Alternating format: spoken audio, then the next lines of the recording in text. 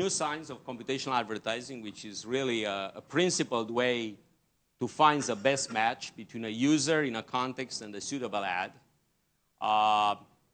There's a lot of money in this game, so you can expect a lot of research, a lot of new companies, and small constant matters. In most businesses, 0.5% is not terribly important. Let's say in Yahoo, if we can improve 0.5%, that's a huge deal. It's a lot of money when we're talking about 0.5% of $5 billion. Targeting is a key component of online advertising. Demographic targeting is fairly classic.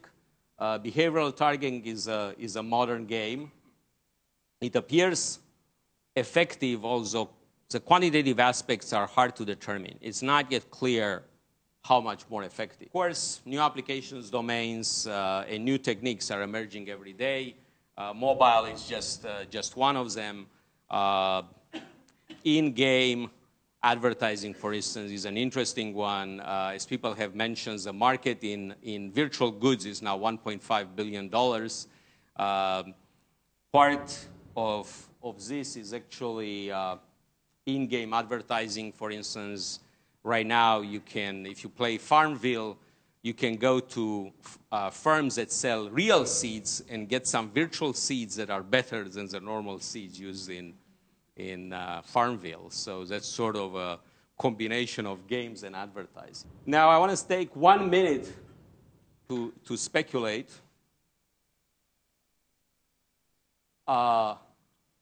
Can market research become more computational in nature? By this, I mean, can you, in time, exactly as advertising per se is becoming more and more computational, can market research become more computational?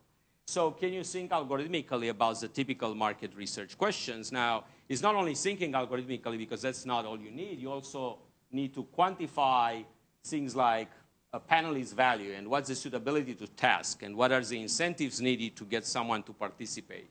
And what is the answer quality? Do you get the same quality of an answer if you recruit someone on Facebook or if you recruit them on a random website?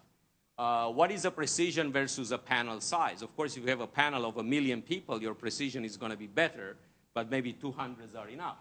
And then you have to formalize the constraints. You need to understand what are your costs, what is your maximum number of surveys per panelist, and so on.